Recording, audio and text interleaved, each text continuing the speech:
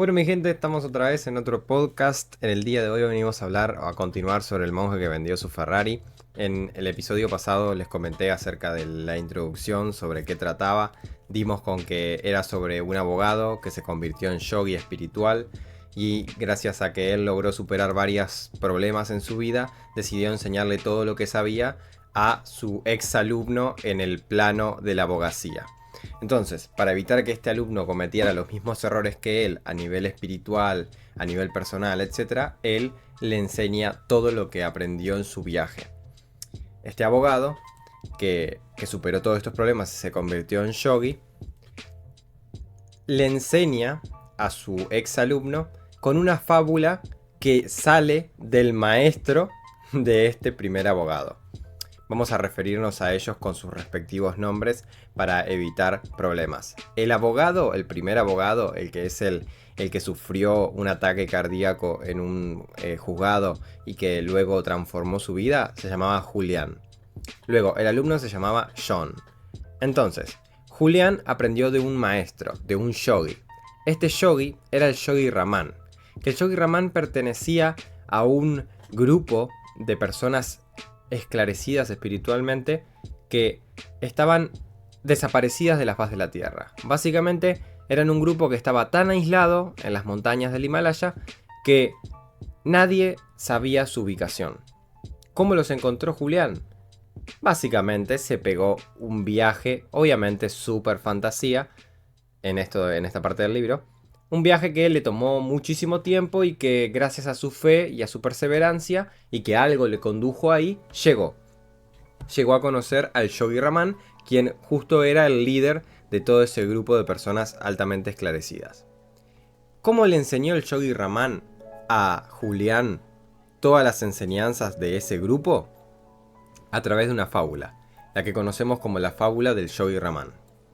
Esta fábula es una fábula que involucra todos los aspectos de la vida que ellos tenían y lo involucra de una forma súper sencilla, que es como que si yo te estuviera contando un cuento, básicamente. Vas a recordar tan a la perfección lo que yo te voy a contar que luego recordar los pasos, los procedimientos, lo que interesa saber acerca de esa área de aprendizaje es más sencillo todavía.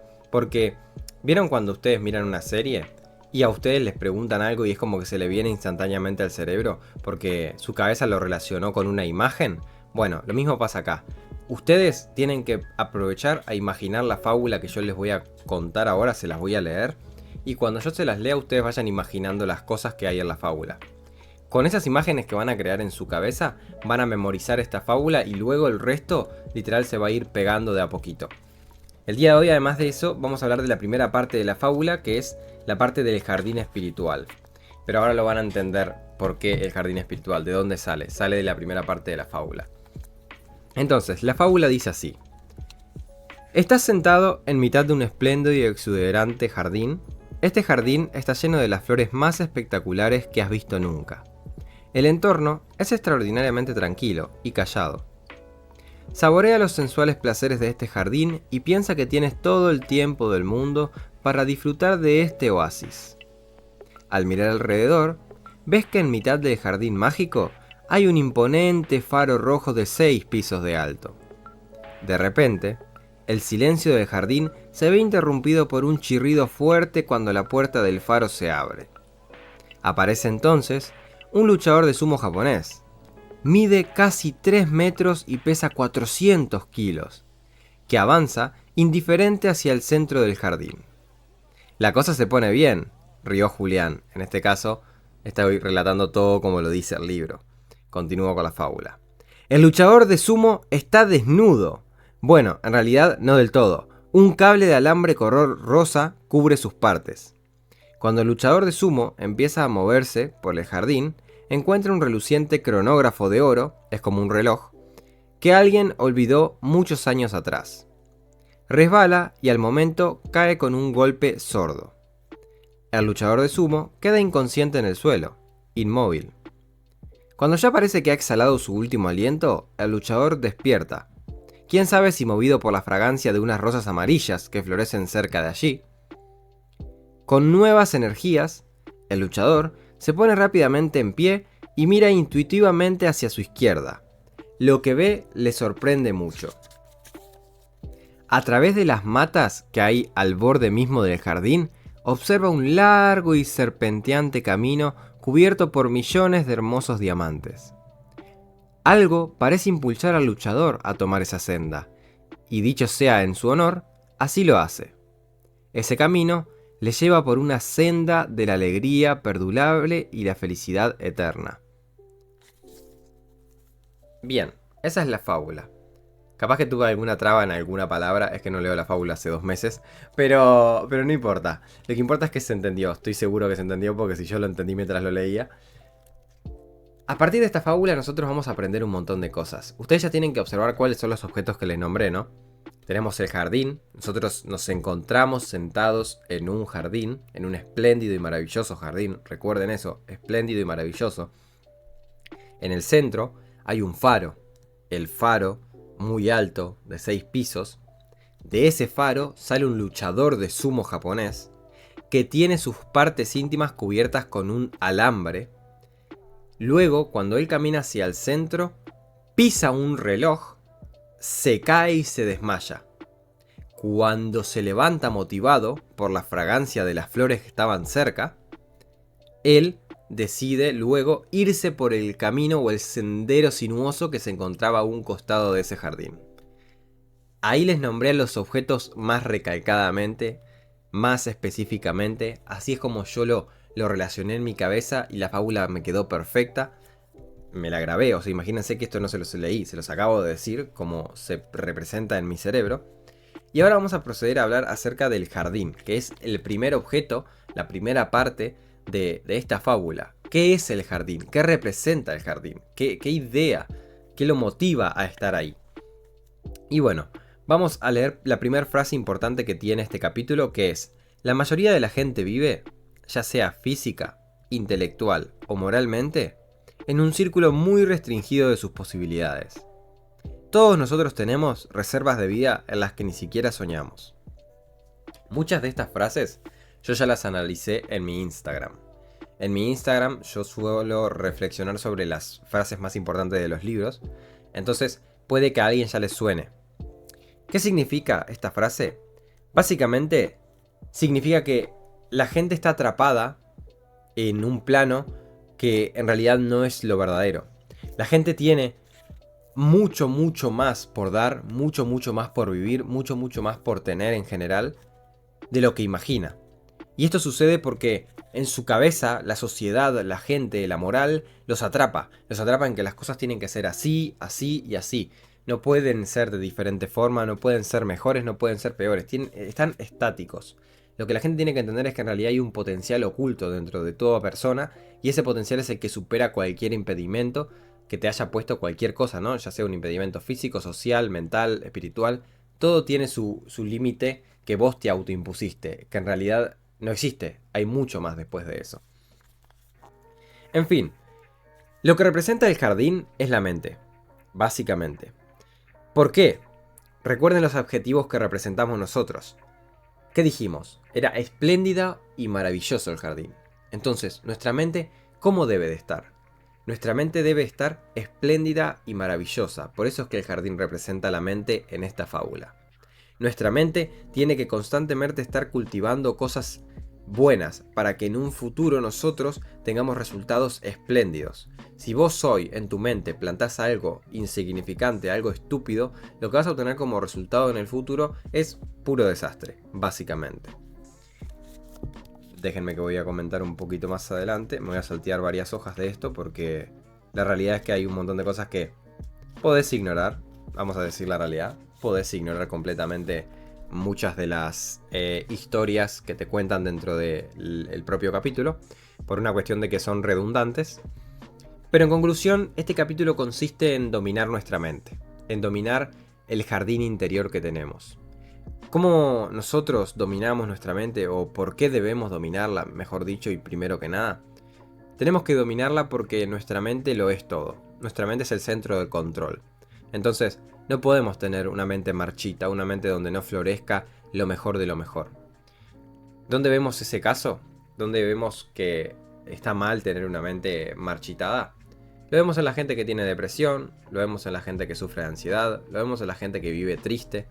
Esa gente tiene una nube de lluvia dentro de su jardín, tiene una nube de lluvia constante donde las flores se murieron, donde no hay nada, donde es suelo estéril, porque esa gente vive contaminándose todos los días, siempre. Contaminan, contaminan, contaminan, entonces lo que obtienen después como resultado es más contaminación.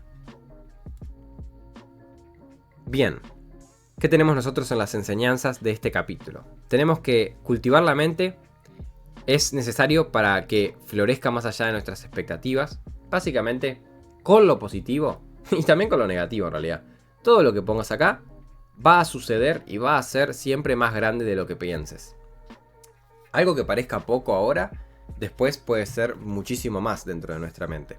Por darles un ejemplo, cuando ustedes plantan un árbol, ustedes no definen la altura del árbol. Si bien ustedes saben qué tipo de árbol están plantando, por ejemplo, si plantan un roble, no va a crecer lo mismo que si plantan un naranjo, pero más o menos saben hasta qué altura va a llegar. Pero ahí va a depender únicamente de la naturaleza misma, qué tanto crezca o de qué forma y qué nos dé. Entonces, eso sucede con los pensamientos. Los pensamientos florecen de formas que nosotros no tenemos manera de saber. Entonces, tenemos que estar seguros de lo que le estamos metiendo a la cabeza hoy, porque el fruto lo vamos a obtener mañana. Mañana puede ser dentro de un año, dentro de 2 años, dentro de 3 años, pero en general eso es lo que somos hoy, es lo que pasó hace mucho tiempo atrás. Luego, la calidad de la vida viene determinada por la calidad de los pensamientos. Es como les comentaba. Una persona depresiva, triste, ¿por qué es depresiva y triste? Porque sus pensamientos son de esa índole. Son pensamientos negativos, pensamientos que atacan a su propio ser. Son gente que ni siquiera se puede mirar al espejo, porque el mensaje que se transmiten a ellos es malo. Es sos feo, sos vago, sos estúpido, y su cabeza siempre está en esa vuelta. Y no he conocido a nadie que tenga tristeza constante o depresión, como quieran llamarlo, o ansiedad, etcétera, que venga a decirme que se siente genial con su vida. Literal, no he conocido a nadie. Y tampoco creo llegar a conocer, porque es totalmente contradictorio. Una persona que está deprimida, que tiene depresión, su cabeza, literal, en lo absoluto es un rayo de sol. Es todo lo contrario, es una tormenta eléctrica. Entonces, recuerden eso. En fin, no existen los errores, solo las lecciones. Considerar los reveses como oportunidades de expansión personal y crecimiento espiritual. Esto es una enseñanza que te dan en este capítulo, que es a partir de cómo nosotros podemos hacer que lo que parece malo sea bueno para que nuestra cabeza o nuestro jardín se mantenga siempre progresando, siempre bueno, siempre en buenas condiciones. Y te dan un ejemplo que sucedió con una historia. Esta historia se basa en que, bueno, hay una escuela que fue construida y que esa escuela se prendió fuego. La gente entró como estalló en que no puede ser, o sea, se prendió fuego, ¿qué vamos a hacer ahora, bro? What the fuck? Y apareció una monja, si no me equivoco era, que agarró, alzó la voz por todos y dijo: muchachos, esto no fue malo, esto que ocurriera este incendio no fue malo. La escuela se estaba cayendo a los pedazos. Ahora tenemos la oportunidad de reconstruirla y mejor. Entonces, al final no existe lo bueno y lo malo, o los sucesos buenos o los sucesos malos. Es únicamente lo que vos le des, la idea que vos coloques en eso. Vos podés tomar un suceso erróneo o equivocado o lo que fuera como malo y decir: me deprimo, ay, ¿ahora qué hago? Ya está, me arruinó el día. O por el contrario, podés pensar: uy, ¿esto qué me enseñó? ¿Qué oportunidad? ¿Qué lección de vida tuve? Les voy a dar un ejemplo que me ocurrió a mí. Justo cuando yo empecé a leer este libro y estaba por estas partes, choqué. Me chocaron en el auto. Cuando me chocaron, literalmente en mi cabeza solo sonaba: algo estoy aprendiendo de esto. Y en ningún momento pasó de eso. Cuando me chocaron no es que me volví loco, me puse triste o me corrompió de alguna forma. No, todo lo contrario. Aprendí, literal, cuál es el proceso para cuando te chocan. Porque era la primera vez que me chocaban. Entonces tuve que hacer todo el proceso por primera vez. Y ahora, si me chocan, ya sé cómo se hace. Ya sé a quién tengo que llamar, qué es lo que tengo que hacer, qué documentos tengo que pedir. No puedo permitir que la otra persona se fugue, etc. Entonces, aprendí de eso. Y eso es una forma de tomar una lección en una situación que parece mala o que no nos puede aportar nada. Luego, ¿qué técnicas tenemos nosotros para que nos enseñan en este capítulo, ¿no? Para que nuestra cabeza se fortalezca y nuestros pensamientos sean geniales? Tenemos la técnica del corazón de la rosa. ¿En qué consiste esto? Primero quiero abrir un paréntesis y observen que en ningún momento estoy leyendo, simplemente estoy leyendo el resumen del capítulo para poder explicarles. Lo que quiero que entiendan es que eso también te lo enseña este libro, y es que los libros y el conocimiento se tienen que consumir como si fuera una comida súper deliciosa. Vos tenés que saborear antes de siquiera tragar y digerir esto, ¿no? Porque al final el conocimiento es solo conocimiento, pero cuando vos lo aprendés se convierte en sabiduría si lo aplicás. Entonces, yo todo esto ya me lo aprendí, esto está en mi cabeza, está en mi interior. Entonces yo se los puedo explicar sin siquiera tener que sin tener que recurrir al libro. Entonces, el corazón de la rosa, ¿en qué consiste? Básicamente consiste en la meditación concentrándose en un objeto. En este caso te indican que utilices una rosa. Puede ser por muchos motivos. Acá te explican como el tema de la belleza de la rosa, concentrarte en los pétalos, en el tallo, etc. Pero en lo personal creo que con que tomes un objeto de observación va a ser más que suficiente. Ese objeto de observación podría ser cualquier cosa. Te lo digo porque la técnica la apliqué y en lo personal a mí el objeto de observación para concentrarme fue mi propia imaginación. Yo imaginé una pared en blanco. ¿Qué significa esto? ¿Qué significa el corazón de la rosa? Significa practicar la concentración y evitar los disturbios. Cuando vos practicás el corazón de la rosa, estás probablemente anulando tu ansiedad, estás anulando los malos pensamientos o los pensamientos intrusivos. Y esto tenés que practicarlo más o menos durante... Generalmente es hasta que encuentres como la calma, como el estado de agua quieta. Bueno, exactamente. Cuando dejen de haber pensamientos intrusivos, lograste esa calma, bueno, se terminó la técnica. Acá te recomiendan que empieces con 10 minutos y vayas subiendo, pero generalmente no es mucho más de una hora, no te lleva ni hasta una hora. Luego, tenemos la técnica del pensamiento opuesto. ¿Cuál es la técnica del pensamiento opuesto? Básicamente, cuando nosotros tenemos un pensamiento negativo, automáticamente tenemos que pensar en todo lo contrario. El seminario Fénix tiene una técnica súper parecida, que no le llaman pensamiento opuesto, de hecho en el seminario Fénix le llaman de otra forma, pero aplica lo mismo. Nosotros no podemos dejar que la mente se corroa, entonces creo que se dice así, cuando se corroe algo, no sé si que es corroa, pero me entendieron, y no podemos dejar que se pudra. Entonces cuando se presentan los pensamientos intrusivos son los pensamientos que te molestan. Muchos ejemplos son: uy, qué pereza hacer esto, uy, la vida es una mierda, uy, qué triste que estoy hoy, uy, no me quiero levantar de la cama, uy, qué pereza, uy, me pasa esto, qué mal, o estoy triste, o quiero llorar, o no sé. ¿Entienden? El pensamiento opuesto consiste en eliminarlo a través de la oposición, literal. De hecho, me gustaría leerles una frase,